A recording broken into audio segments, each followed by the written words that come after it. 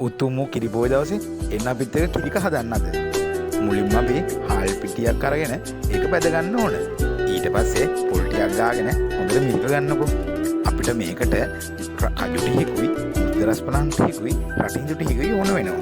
ඊළඟට බැදපු හාල් පිටි ටිකයි පොල් කිරි ටිකයි මේක එකතු කරගන්න ඕන. අපි මේකට සීනි ටිකකුයි, ලුණු ටිකකුත් එකතු කරගෙන හොඳින් කලවම් කරගන්න ඕන මුලින්ම. හකුරු ටිකකුත් මේකට එකතු කරගන්න ඕන. මේක හොඳට දිය කරගෙන ඊළඟට අපිට තියෙන්නේ ලිපේ තියාගෙන හොඳට මේක කලවම් කරගන්න තමයි. මේකේ පාට ගන්න අපි කැරමල් කරපු සීනි ටිකකුත් එකතු කරගන්නවා. අපි මේකට කිරි ටිකක් එකතු කරගෙන තව එනසල් ටිකකුත් එකතු කරගන්න ඕන. ඊට පස්සේ හොඳට මේක ඇලින් නැති වෙන්න හොඳට පතුරා ගන්නකො. කපාගත්තු රටිනි ටික මෙන්න මේ වෙලාවේ එකතු කරගන්න ඕන අපි.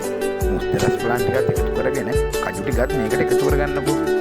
ඊළඟට මෙන්න මේ කාන්ට එනකොට අපි මේක තුනී කරගන්න ඕන. මේක හොඳට තුනී කරගෙන පොඩි කෑලි වලට කපාගත්තන් පස්සේ රසම රස කිරි එක හදාගන්න පුළුවන්. දකුණු පළාතේ අපි නම් හැම කිරි පොයකටම මේක නෝදාම කරන චාරිත්‍රයක් වගේ. පොට්ටක් හදාගෙන කිරිබතුයි තියලා පහන් පත්තු කරලා මෙන්න මේ විදිහට කිරි පොයට අපි පූජාවක් විදිහට තියෙනවා. මේක දකුණු පළාතේ සෑම ගෙදරකම වගේ වෙන දෙයක්.